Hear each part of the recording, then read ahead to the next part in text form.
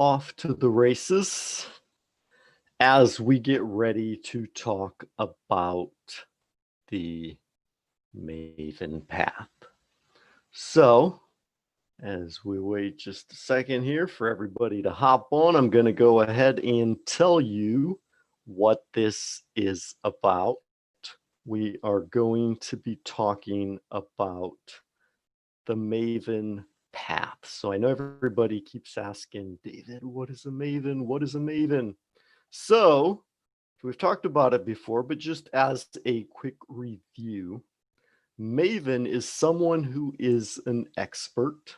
So we use it to refer to someone who is an expert English speaker. You can say he is a Maven at whatever the topic is. But Maven also means a seeker of knowledge. So if you are an English student and you are studying to improve your English skills, you can also be an English Maven as well. So we're going to talk about the path to becoming an English Maven. All right. So let's just see who all's hopping on here. Looks like we have a few people already logging in. So hello, everyone. Welcome. Happy to have you all on here. So for those of you who want to hop on Zoom, remember that we are also live on Zoom as well. So I'm just going to show you how you can log on to chat with us here. Let me just make sure I'm on the right screen. Yes. All right, here we go. So you are looking at the group Learn English Like a Maven. Let me get rid of all this extra stuff here. Internet all of a sudden slowed down when I log in and everyone hops on. But the Zoom link is right here. So you can go ahead and join us on Zoom by clicking this link if you have Zoom. All right, good. So let's go ahead and jump in here to the Maven Path. All right, so this is kind of the little chart I created. This is how you can become an English Maven if you want to learn English fluently. So we have three distinct phases here, which are planning, praxis, and networking, which we could also call public relations. So let's just take a look here. All right, so we'll see who all is here. Hello, everyone on Facebook. Tom Exercito, hello from Brazil. How are you? Facebook user, how can I get a video call with you? So you can hop on now. We are here on Zoom. So you just jump in the group here and you click this link and you can join us here on Zoom. All right, so we'll be talking here on Zoom in a minute, but first let me go ahead and introduce the path here for you to see. So just make sure we get through this because I know you all are going to have a lot of questions, so we can talk in a minute. So you have the three phases: planning, praxis, and networking, which I think it'd probably be better if we call it PR, public relations, right?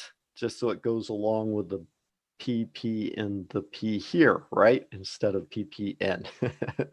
But basically the idea is if you're at level 0, you're going to study English until you hit the first level of fluency, which is level A1, beginner, A2, which is high beginner.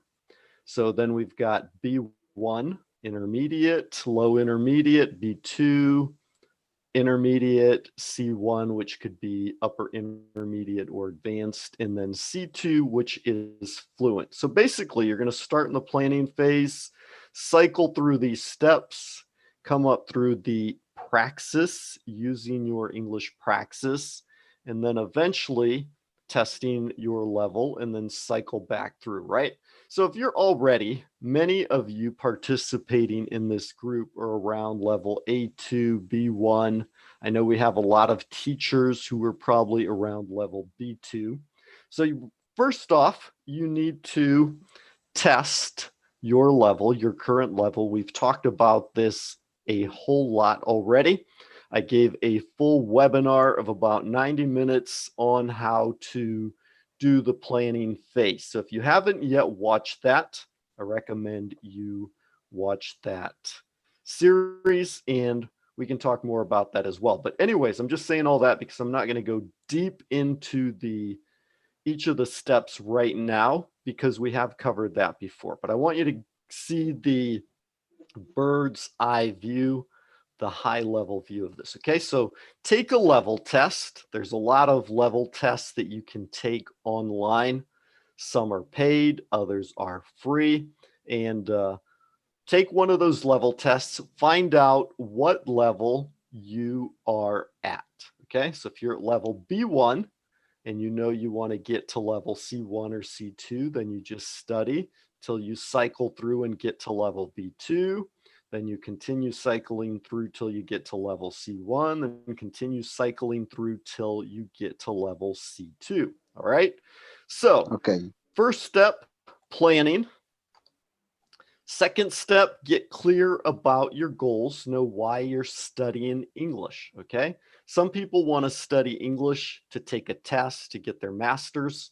Others want to learn English to travel. There are lots of different reasons why you want to learn English. So when you get clear about your goals, you can focus on the goals that you have specifically, because a lot of times students go to a course just because their friends are there. They study just because that's what they see somebody else do, but it doesn't take them the quickest route to their goal. So when you're clear about your goals, and then you can create your Maven agenda. All right. So your Maven agenda is a weekly plan of what you're going to study during the following week. We talked about that a whole lot already in our previous webinar, where we talked about how to take your level test, what these different levels mean, how to get clear about your goals, and also how to create your Maven agenda. So basically, you're just going to see the time that you have available. We talked about how you can get clear about your time, know what times you have available to study, and then create a plan for the following week to help you stay focused. Now, once you've done that, we're going to get into your daily English praxis, all right? Praxis simply means it's something that you do on a frequent basis. Okay, so there's actually 5 steps to the praxis, and it's easy to remember. Just think of the word plane. All right, Plane, plane, like an airplane. So the first step is to plan your targets. We've already created a high level plan, but each day you want to review your targets and focus on what you're going to study that day. Get clear about your goals, just review so you're mentally prepared. There's a lot of different things you can do, but just each day staying focused on your targets. Once you do that, you're ready, you know the material you're going to study, then you're going to start learning, you're going to study the material. We're going to talk more about this. Also, I've created what I call an integrated learning system to help you develop all 8 skills simultaneously. Sometimes students develop 1 or 2 skills, but they're weak in others. So for example, they can read, but they can't speak, or they can, they can actually speak a little bit, but they don't understand what they hear other people saying. So we want to help you develop all skills simultaneously so that you are a fluent communicator. All right. So first you're going to plan your targets for the day.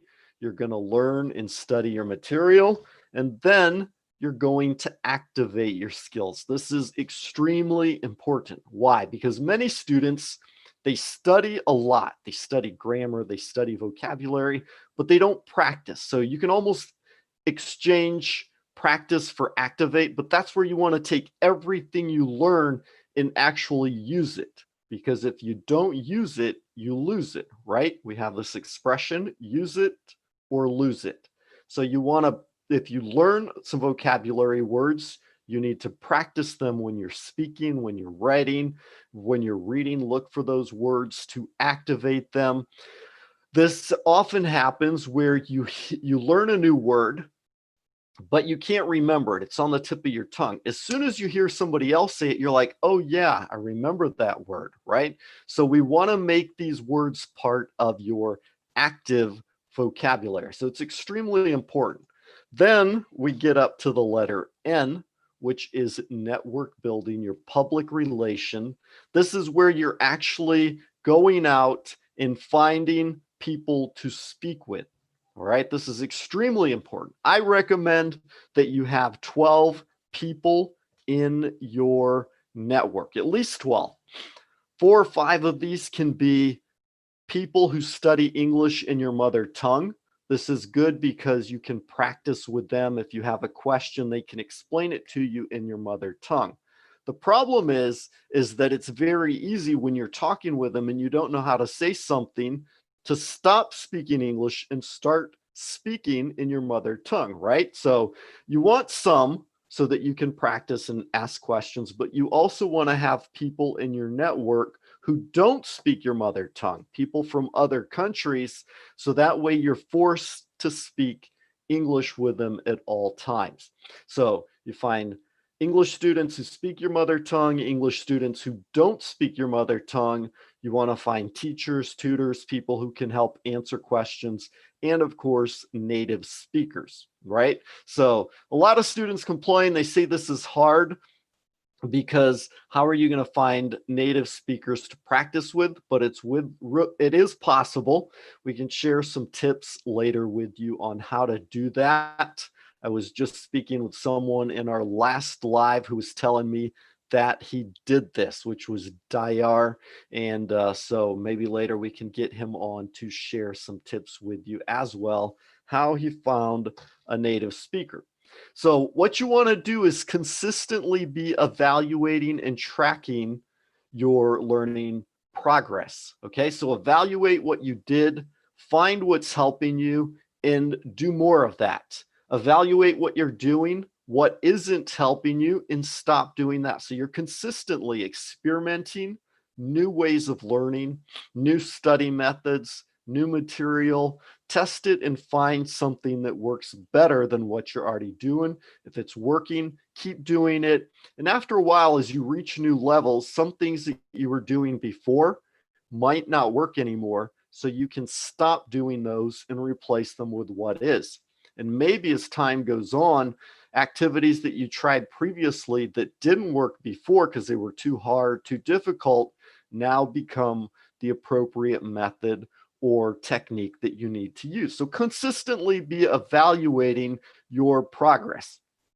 This is important because every week as you go back through and redo your agenda, create your weekly plan, you can make note of the things that you want to do during the following week. So this is really important as well, because as you study, learning English can be a huge goal. You're like, oh, I want to be fluent in English, but you study, and you don't see progress. You don't know if you're developing. This can be frustrating. So we talked about this before. One of the simplest ways to evaluate and track your progress is by time, right? We talked about how long it takes you to go from one level to another. If you haven't seen that yet, you can go back and watch it. And that way you can track your progress and know about how far along you are, how close.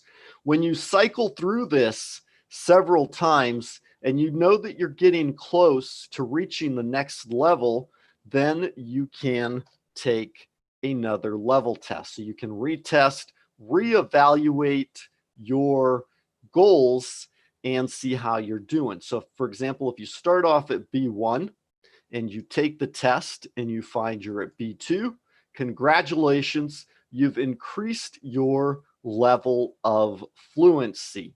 So at that point, you can set new goals and focus on developing your skills to reach the next level that you want to achieve. So level by level, you continue to progress and increase your goal. Everybody wants to know, David, how do I learn English? You know, what do I need to do? It depends a lot from person to person. So obviously your plan, your Maven agenda may be a little bit different than others. There are different learning styles. Howard Gardner talks about kinesthetic learners, intellectual learners, musical learners, etc. So you don't have to study the same way all your friends do. But in general, if you follow these steps, continue cycling through, hit the next level, follow these steps again, continue till you reach the next level, then continue cycling through them level by level. As you progress, you will develop your English. I know there's a lot of people who are wanting more help with this, more attention. So I am organizing and planning some resources, you know, where we're going to go through this live, help you prepare your, get clear about your goals, help you create your agenda, help you work through these different steps, create your network, and you know, until you reach the next level of English. So we have a lot of cool stuff that I'm planning, that I'm organizing. We're going to be releasing that here soon.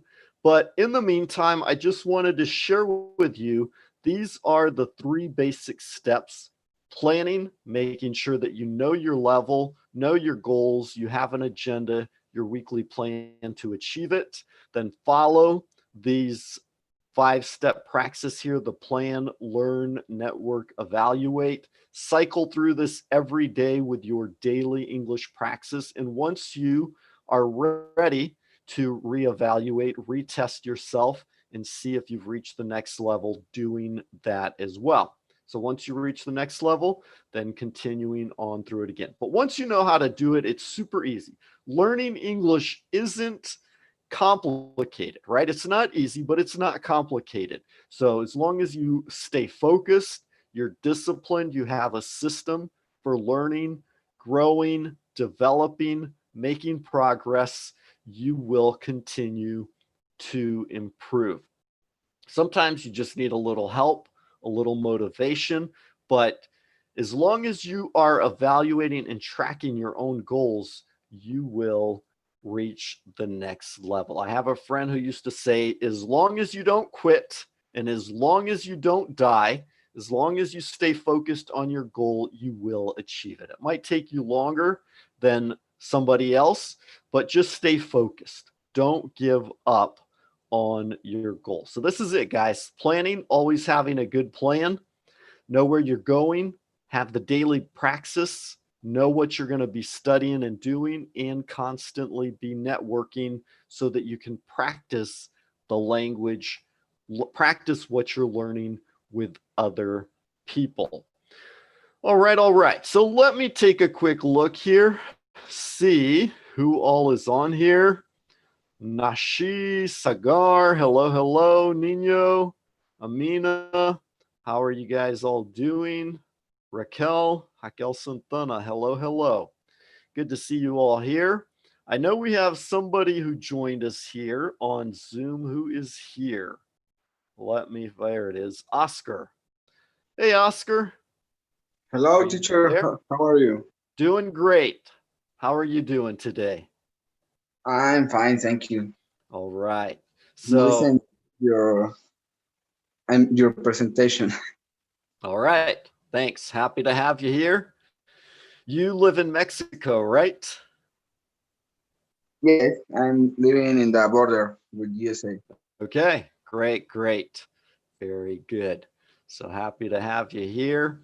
So what have you been up to this week? Have you been studying a lot of English? Yes, well, not much. I think I need to practice my English with native person, but I don't know a lot of people who to practice my English. Uh-huh. All Only right. listen music and watching movies, something like Uh-huh. that. Right, right. Those are good ways. You start with what you have, and then you continue to find new ways to improve and increase your skills and abilities. So this is good. How long have you been studying English? Um, well, in this week or normal life? In your life in general? Okay. Well, maybe 3 years. Oh, really? Okay. All right. So you've been studying a good while here. So do you have any Yeah. questions about what we talked about here? No, no, everything's really clear. Okay. Some people Teacher, might. I have a question. You do you do you do the test TOEFL? Do you know the TOEFL test? Yes, the TOEFL test. What about it? Well, do you do the test or not? Never. No, the TOEFL test is actually run by the TOEFL organization that creates it. I believe it's their name, the IBT, I think it is. And they have two versions. There's the paper-based version, there's the computer-based version. And so normally you have to go to one of their centers, one of the official TOEFL centers. So, like, I mean, I can help teach and help students prepare for it, but I can't actually apply the official test. Okay. Well, I'm So, gonna do the TOEFL test. Then okay, maybe so that you're one. gonna do the official TOEFL. Have you already registered for it? Yes. Look, I'm a teacher of elementary school, and I wanna Uh-huh. become an English teacher, but I need to do the TOEFL test. Okay, good, good. Yes. I had a bunch of students who were preparing for the TOEFL, and one of the last ones, he went to, because when I was in Brazil, I lived in one city, and the nearest city that gave the test was like 500 miles away. So he had to travel very far to take the TOEFL test. Do they have it near you, or do you have to travel somewhere? No, no, it's nearby me. Okay, all right. Well, that's good then. When are you going to take it? Yes, in August. Okay, all right. So you still have some time to study then, couple of Yeah, months. I need to study a lot of. Are you nervous? Yeah, I'm really nervous, It's a but big it's test. normal. Yeah, yeah, it's normal. Everybody that I've talked to that's getting ready for the TOEFL, they're usually pretty nervous about it. That is true. All right. So we've got Obaid Jan asking, how can I join? So the link for the Zoom link is in the group on Facebook. It's called Learn English Like a Maven, Obaid. So the link is there. You can click the link and join us here. Israel Jarauju, what's this live about? This live is about learning English. It's about the path to learning English, the cycle, so that you can learn and improve English. Because this is one of the number one questions I get. Everybody asks me, David, how do I learn English? Right? Raquel Santana answered. I imagine that it's about how to learn English. That is correct, Raquel. Hello, Saran. All right, all right. So welcome to everyone who's here. So right now it's just me and Oscar. We're here hanging out, talking about learning English. So go ahead, Oscar. Do you have any more I would like questions? No, everything's okay. I'm gonna do study, and I'm checking your advice in Facebook. Thank you. Okay. All right. Good. Well, nice talking with you then. You have a great night or a good day. I don't know what time is it there in Mexico. It's probably only 4:30. It's 5:30. Oh, okay. All right. So you're Yeah. not too far behind us. Here we have about 2 more hours of sunlight. So it's not dark yet. It's not good night. It's still daytime. So for those of you who are in the day, have a good day. Those of you who are at night, have a good night. And for those of you who are already waking up tomorrow in the future, have a good day there as well. All right. Okay. Bye-bye. Bye.